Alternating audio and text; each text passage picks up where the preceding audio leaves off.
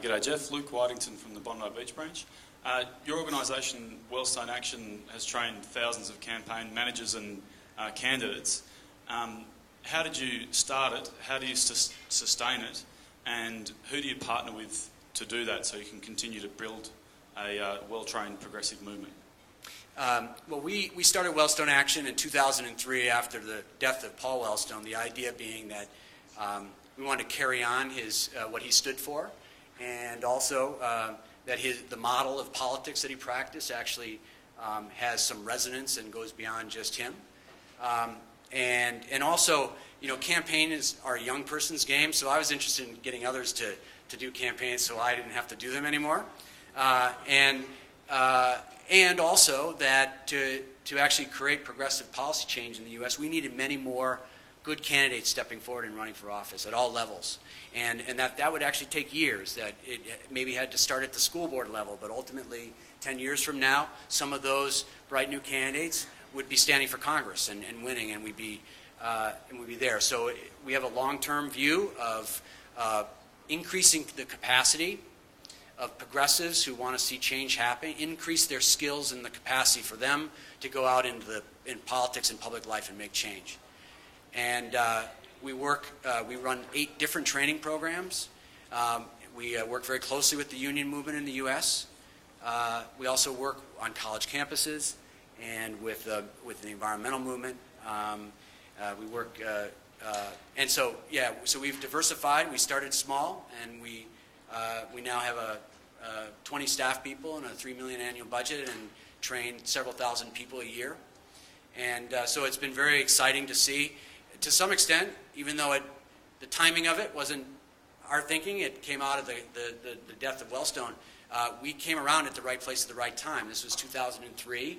This was after Bush in his first term, and then Kerry lost, and people were really fed up with losing and wanting to figure out how we could actually get to a point where we could win. So we became a place for a lot of people to turn to figure out how to take our country back.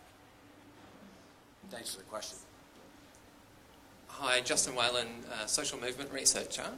You talked a bit about, or you mentioned the importance of values-based messaging rather than policy wonkery. Yeah.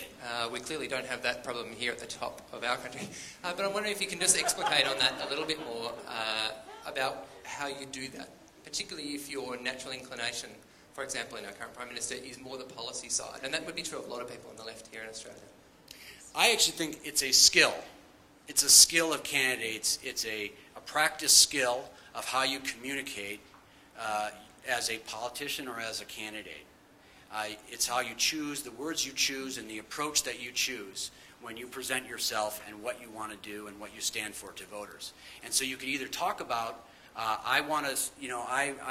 my issues are healthcare, the environment, and education, or you could peel back the layers and talk about the values that underlies why you do care about those things. Why healthcare reform for you?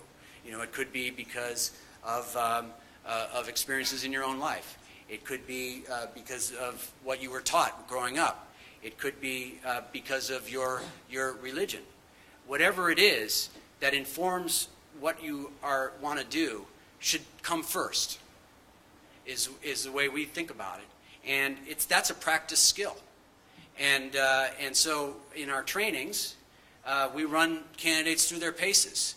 One of the things we do in our candidate trainings is we force them to do a 2-minute stump speech, and they do it multiple times. And it turns out that a 2-minute speech is actually much harder to write than a 5-minute speech. But 2 minutes is about all you need to do, all you have really to convey who you are and why you're running. And we have people zero in on those values behind the issues. And so that's really it. It's nothing. It's not rocket science. It's really a practice skill of good candidates.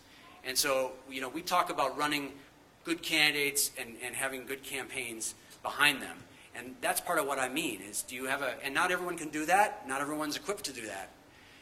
But finding the people who can do that that's the magic.